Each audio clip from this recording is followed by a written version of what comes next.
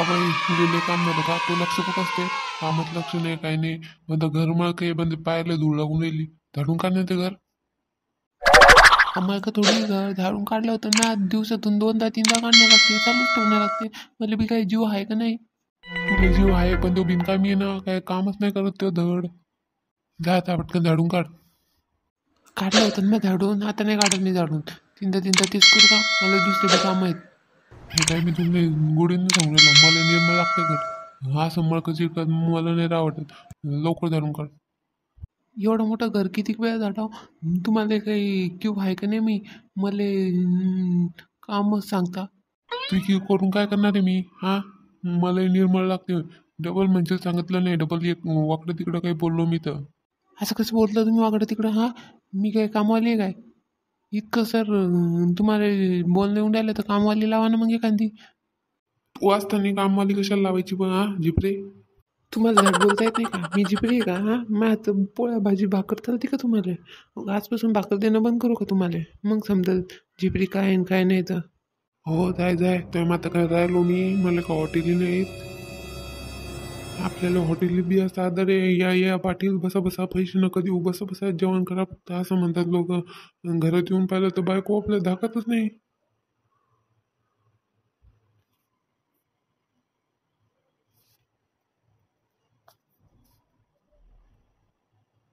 तिकडेच मरायचं ना मग तिकडेच खपायचं जेवायचं इकडं कशाला येतं घरचं गहू तांदूळ वाया जाते ना तिकडंच मरायचं घरी नाही यायचं जेवायला पाहू ना लोक बी किती दिवस देतात तर पाहू मग समजेल तुम्हाला माझी किंमत जाय बघ आहे तुझी किंमत समजायला का तू का पैसा आहे का हा पैसा पैशापेक्षा जास्त मोल आहे मग पैसा नव्हतं काय लावलं तुम्ही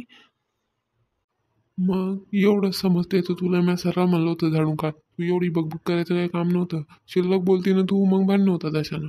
मी बी तुम्हाला म्हणते मला काम जास्त झालं काम जास्त झालं नोकरानी आणा तुम्ही काही ऐकूनच नाही राहिलं मग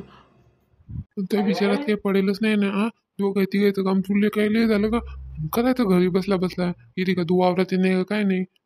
हो पण ते मला जमत नाही ना मला लय होते स्वयंपाक पाणी धुणं फरशी इतकं नाही होत मी ऐकून म्हणून मी तुम्हाला म्हणायला लागली तर तुम्हाला पटतच नाही राहिलं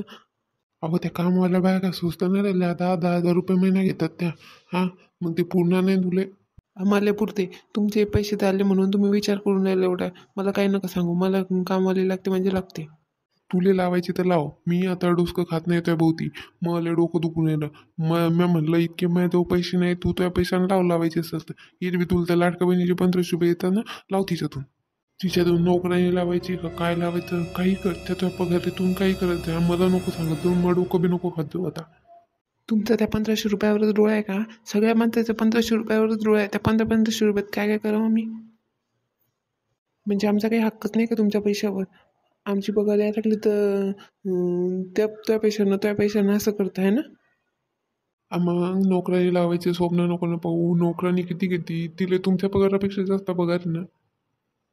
चुप बसावं तुम्ही आम्हाला 1 रुपया कोणी फुकट नाही देत नवरा तर नाही देत स्वतःचा तो आमचा भाऊ देऊन राहिला चुप बसायचं माहिती ना मला आता शेवटचं विचारून राहिले तुम्ही कामवाली बाई पाहणार आहे का हां आता मी तुला लय वेळा सांगितलं नाही म्हणलं लावायचं मी तुला नाही म्हणलं म्हणजे नाही तू लावायची तुझ्या पैशाने लाव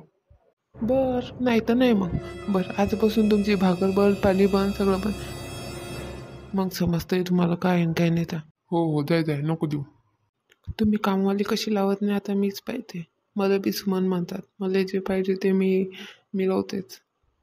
हो चाल बंद पड मला फेकाफेकी ऐकायची सवय नाही हो ना मग आता फेकाफेकी नका ऐकू आता खरंच दाखवते मी तुम्हाला काय असतं ते थांब दर्शक म्हणत नको बोलू मला फोन आला उचलू दे हॅलो बोला बोला म्हणलं काय म्हणता काय आवाज आहे ना का थांबा रेंग नसल घराच्या बाहेर होतो मी मग बोला आजकाल सुधारत माणूस बाहेर अरे मी फोनवर काय बोलायला येण्याचा दरवाजाच बंद करून घेतला तेच मला उघड मला पाणी प्यायचं होतं मला ताण लागले उघड दरवाजा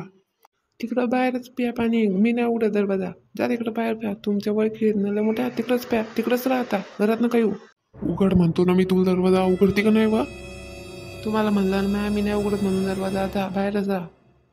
मला जो कामवाली आणून देत नाही तो मी दरवाजाच उघडत नाही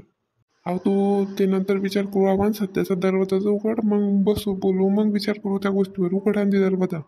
नाही नाही, आताच बाहेर जायचं आणि बाहेरूनच कामवाले आणायचे, तसं मी दरवाजच नाही बोलत.